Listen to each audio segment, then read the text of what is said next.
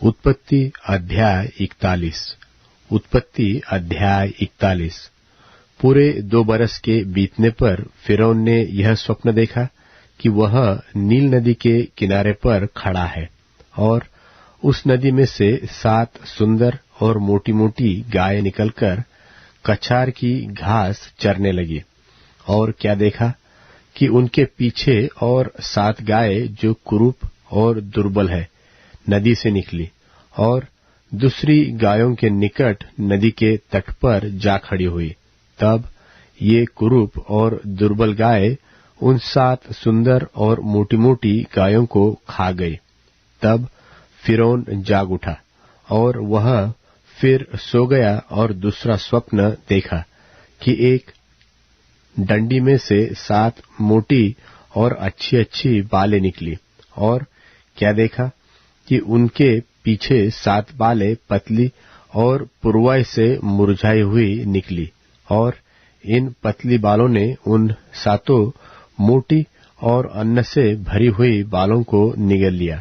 तब फिरौन जाग उठा और उसे मालूम हुआ कि यह स्वप्न ही था। भोर को फिरौन का मन व्याकुल हुआ और उसने मिस्र के सब ज्योतिषियों को और पंडितों को बुलवा भेजा और उनको अपने स्वप्न बताए, पर उनमें से कोई भी उनका फल फिरौन से न कह सका। तब पिलाने हारों का प्रधान फिरौन से बोल उठा कि मेरे अपराध आज मुझे स्मरण आए, जब फिरौन अपने दासों से क्रोधित हुआ था और मुझे और पकाने हारों के प्रधान को कैद करा के जल्लादों के प्रधान के घर के बंदीगृह में डाल दिया था। तब हम दोनों ने एक ही रात में अपने अपने होनहार के अनुसार स्वप्न देखा और वहां हमारे साथ एक इब्री जवान था जो जल्लादों के प्रधानों का दास था। सो हमने उसको बताया और उसने हमारे स्वप्नों का फल हमसे कहा। हम में से एक एक के स्वप्न का फल उसने बता दिया और जैसा जैसा फल उसने हमसे कहा वैसा ही हुआ भी। अर्थात मुझको तो मेरा पद फिर मिल गया, पर वह फांसी पर लटकाया गया। तब फिरौन ने यूसुफ को बुलवा भेजा और वह झटपट बंदीगृह से बाहर निकाला गया और बाल बनवाकर और वस्त्र बदलकर फिरौन के सामने आया। फिरौन ने यूसुफ से कहा, मैंने एक स्वप्न देखा है और उसके फल का बताने वाला कोई भी नहीं, और मैंने तेरे विषय में सुना है कि तू स्वप्न सुनते ही उसका फल बता सकता है। यूसुफ ने फिरौन से कहा, मैं तो कुछ नहीं जानता, परमेश्वर ही फिरौन के लिए शुभ वचन देगा। फिर फिरौन यूसुफ से कहने लगा, मैंने अपने स्वप्न में देखा कि मैं नील नदी के किनारे पर खड़ा हूँ। फिर क्या देखा कि नदी में से 7 मोटी और सुंदर सुंदर गायें निकलकर कछार की घास चरने लगी। फिर क्या देखा कि उनके पीछे 7 और गायें निकली जो दुबली और बहुत कुरूप और दुर्बल है। मैंने तो सारे मिस्र देश में ऐसी कुडौल गायें कभी नहीं देखी। और इन दुर्बल और कुडौल गायों ने उन पहली 7 मोटी मोटी गायों को खा लिया, और जब वे उनको खा गई तब यह मालूम नहीं होता था कि वे उनको खा गई है, क्योंकि वे पहले की नाई जैसी की तैसी कुडौल रही। तब मैं जाग उठा। फिर मैंने दूसरा स्वप्न देखा कि एक ही डंडी में से 7 अच्छी अच्छी और अन्न से भरी हुई बालें निकली। फिर क्या देखता हूँ कि उनके पीछे और 7 बालें छूची छूची और पतली और पुरवाई से मुरझाई हुई निकली, और इन पतली बालों ने उन 7 अच्छी अच्छी बालों को निगल लिया। इसे मैंने ज्योतिषियों को बताया, पर इसका समझने वाला कोई नहीं मिला। तब यूसुफ ने फिरौन से कहा, फिरौन का स्वप्न एक ही है। परमेश्वर जो काम किया चाहता है उसको उसने फिरौन को जताया है। वे 7 अच्छी अच्छी गाय 7 वर्ष है, और वे 7 अच्छी अच्छी बालें भी 7 वर्ष है। स्वप्न एक ही है।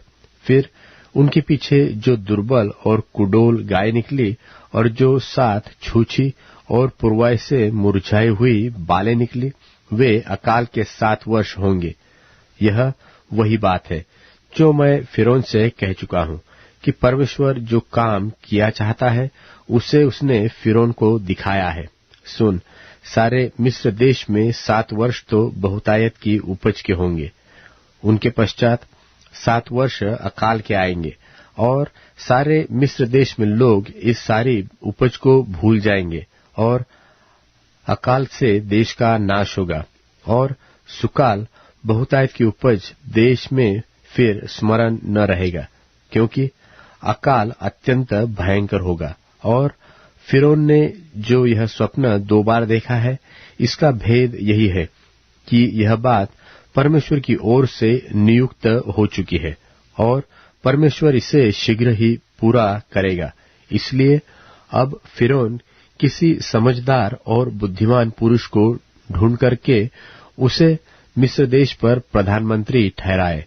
फिरौन यह करे कि देश पर अधिकारियों को नियुक्त करे, और जब तक सुकाल के 7 वर्ष रहे तब तक वह मिस्र देश की उपज का 5वांश लिया करे, और वे इन अच्छे वर्षों में सब प्रकार की भोजन वस्तु इकट्ठा करे, और नगर नगर में भंडार घर भोजन के लिए फिरौन के वश में करके उसकी रक्षा करे। और वह भोजन वस्तु अकाल के उन 7 वर्षों के लिए जो मिस्र देश में आएंगे देश के भोजन के निमित्त रखी जाएगी, जिससे देश उस अकाल से सत्यानाश न हो जाए। यह बात फिरौन और उसके सारे कर्मचारियों को अच्छी लगी। सो फिरौन ने अपने कर्मचारियों से कहा कि क्या हमको ऐसा पुरुष जैसा यह है जिसमें परमेश्वर का आत्मा रहता है मिल सकता है?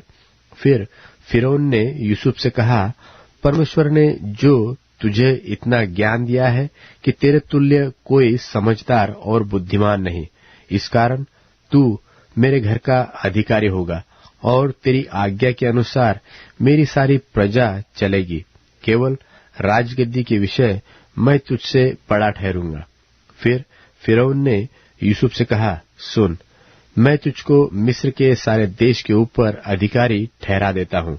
तब फिरौन ने अपने हाथ से अंगूठी निकाल के यूसुफ के हाथ में पहना दी, और उसको बढ़िया मलमल के वस्त्र पहनवा दिए, और उसके गले में सोने की जंजीर डाल दी, और उसको अपने दूसरे रथ पर चढ़वाया। और लोग उसके आगे आगे यह प्रचार करते चले कि घुटने टेक कर दंडवत करो, और उसने उसको मिस्र के सारे देश के ऊपर प्रधानमंत्री ठहराया।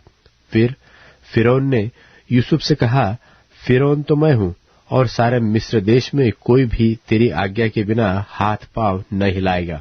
और फिरौन ने यूसुफ का नाम सापन तपानेह रखा, और ओन नगर के याजक पोतीपेरा की बेटी आसनत से उसका ब्याह कराया। और यूसुफ मिस्र के सारे देश में दौरा करने लगा।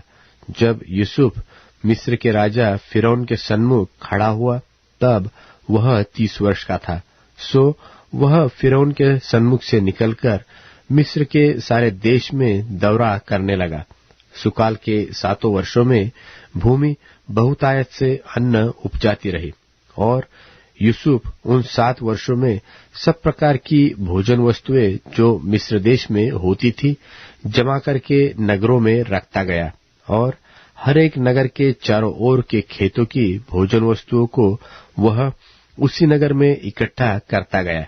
सो यूसुफ ने अन्न को समुद्र की बालू के समान अत्यंत बहुतायत से राशि राशि करके रखा, यहाँ तक कि उसने उनका गिनना छोड़ दिया, क्योंकि वे असंख्य हो गई।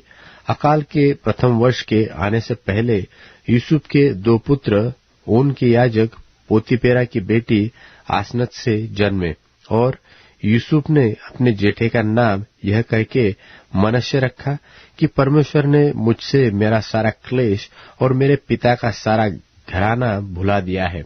और दूसरे का नाम उसने यह कहकर एप्रेम रखा कि मुझे दुख भोगने के देश में परमेश्वर ने फुलाया फलाया है। और मिस्र देश के सुकाल के वे 7 वर्ष समाप्त हो गए। और यूसुफ के कहने के अनुसार 7 वर्षों के लिए अकाल आरंभ हो गया और सब देशों में अकाल पड़ने लगा, परंतु सारे मिस्र देश में अन्न था। जब मिस्र का सारा देश भूखों मरने लगा, तब प्रजा फिरौन से चिल्ला चिल्ला कर रोटी मांगने लगी, और वह सब मिस्रियों से कहा करता था, यूसुफ के पास जाओ और जो कुछ वह तुमसे कहे वही करो। सो जब अकाल सारी पृथ्वी पर फैल गया और मिस्र देश में काल का भयंकर रूप हो गया, तब यूसुफ सब भंडारों को खोल खोल के मिस्रियों के हाथ अन्न बेचने लगा। सो सारी पृथ्वी के लोग मिस्र में अन्न मोल लेने के लिए यूसुफ के पास आने लगे, क्योंकि सारी पृथ्वी पर भयंकर अकाल था।